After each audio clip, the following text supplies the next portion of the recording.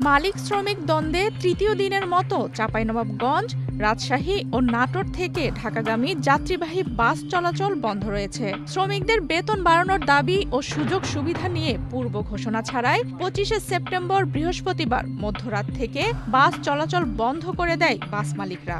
২৮শে September রোববার পর্যন্ত বাস চলাচল বন্ধ থাকায় ঢাকা, চট্টগ্রাম সহ দেশের বিভিন্ন গন্তব্যে যাওয়া যাত্রীরা চরম ভোগান্তিতে পড়েছেন।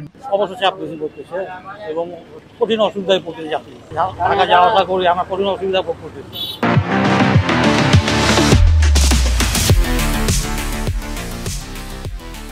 এগুলো কেন হচ্ছে, কি জন্য হচ্ছে, এগুলো আজ পর্যন্ত কিছু জানি না। শুধু একদা নাকি চলতেছে, অন্য গাড়িগুলো যাত্রীদের অসুবিধা করলে তো হবে না। জনগণ চাই সবকিছু শান্তি শৃঙ্খলা যেটা ঠিক থাকে।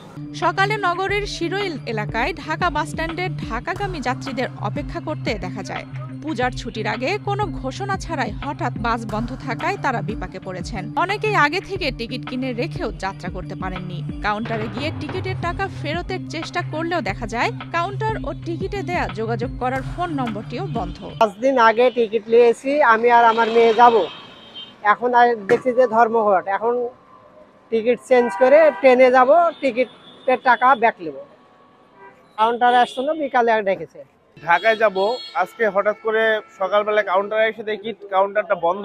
কিন্তু এইটার জন্য আমরা চরম দুর্ভোগে আছি, কারণ আমরা তো কোনো ইনফরমেশন পাচ্ছি না, এবং বাস কাউন্টার থেকে বা বাস কোম্পানি থেকে আমাদেরকে কোনো ইনফরমেশন আগে দেয়নি, এবং টিকিট ব্যাক দিবে এরকম কোনো কিছু বলে নেই। জাস্ট খালি বাস কাউন্টারটা বন্ধ এবং তাদের ফোন নাম্বারটা বন্ধ। এটা প্রচন্ড যাত্রী হ্যারাসমেন্ট। এটা ভোক্তাদের জন্য, যাত্রীদের জন্য প্রচন্ড একটা ধাক্কা বলা চলে। উত্তরবঙ্গ সড়ক পরিবহন গ্রুপের মহাসচিব নজরুল ইসলাম হেলাল জানান, শ্রমিকদের দাবির প্রেক্ষিতে বেতন বাড়ানো হলেও তারা আরও কিছু সুযোগ সুবিধা চেয়ে বসেছেন। এসব বিষয়ে সমঝোতা না হওয়ায় মালিকরা বাধ্য হয়ে বাস বন্ধ রেখেছেন। তবে দ্রুত বাস চালুর জন্য চেষ্টা করা হচ্ছে। বাস মালিক ও শ্রমিকদের সঙ্গে কথা বলে জানা গেছে, ৭ সেপ্টেম্বর বেতন ভাতা বাড়ানোর দাবিতে শ্রমিকরা ৩ জেলা থেকে দূরপাল্লার বাস বন্ধ করে দেন।